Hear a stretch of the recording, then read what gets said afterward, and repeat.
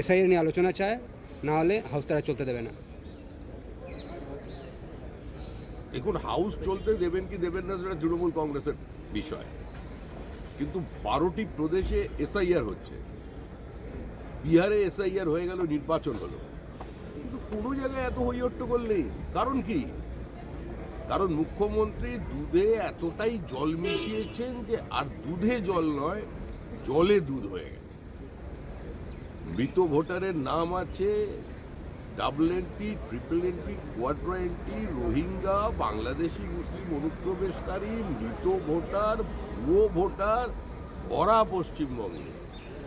এখন তো কলির সন্ধে, সময় হতে দিন, ড্রাফট লিস্টটা বেরো, তারপরে বুঝতে পারবেন পশ্চিমবঙ্গের আসল পরিস্থিতি।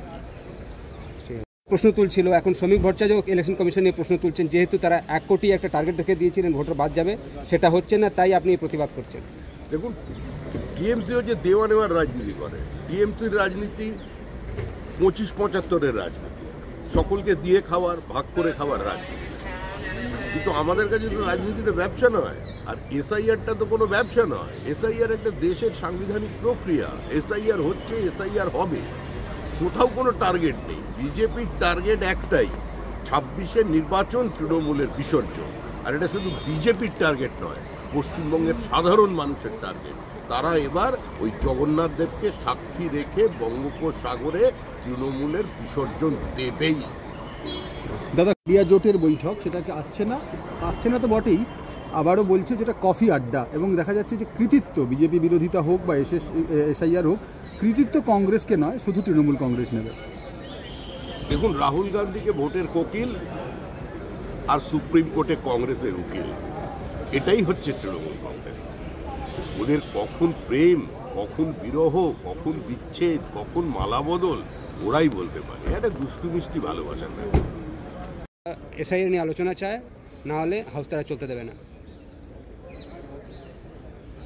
দেখুন, হাউস চলতে দেবেন কি দেবেন না সেটা তৃণমূল কংগ্রেসের বিষয়, কিন্তু 12টি প্রদেশে এসআইআর হচ্ছে। বিহারে এসআইআর হয়ে গেল, নির্বাচন হলো, কিন্তু কোনো জায়গায় এত হইহট্টগোল নেই। কারণ কি? কারণ মুখ্যমন্ত্রী দুধে এতটাই জল মিশিয়েছেন যে আর দুধে জল নয়, জলে দুধ হয়ে গেছে। মৃত ভোটারের নাম আছে double entry, triple entry, quadra entry, Rohingya, Bangladeshi মুসলিম অনুপ্রবেশকারী, মৃত ভোটার, ভুয়ো ভোটার ভরা পশ্চিমবঙ্গে। এখন তো কলির সন্ধে, সময় হতে দিন, ড্রাফট লিস্টটা বেরো, তারপরে বুঝতে পারবেন পশ্চিমবঙ্গের আসল পরিস্থিতি। প্রশ্ন তুলছিল, এখন শ্রমিক ভট্টাচার্য ইলেকশন কমিশন নিয়ে প্রশ্ন তুলছেন, যেহেতু তারা 1 কোটি একটা টার্গেট রেখে দিয়েছিলেন ভোটার বাদ যাবে, সেটা হচ্ছে না, তাই আপনি প্রতিবাদ করছেন। দেখুন, টিএমসি হচ্ছে দেওয়া নেওয়ার রাজনীতি করে। টিএমসির রাজনীতি 25-75-এর রাজনীতি, সকলকে দিয়ে খাওয়ার, ভাগ করে খাওয়ার রাজনীতি।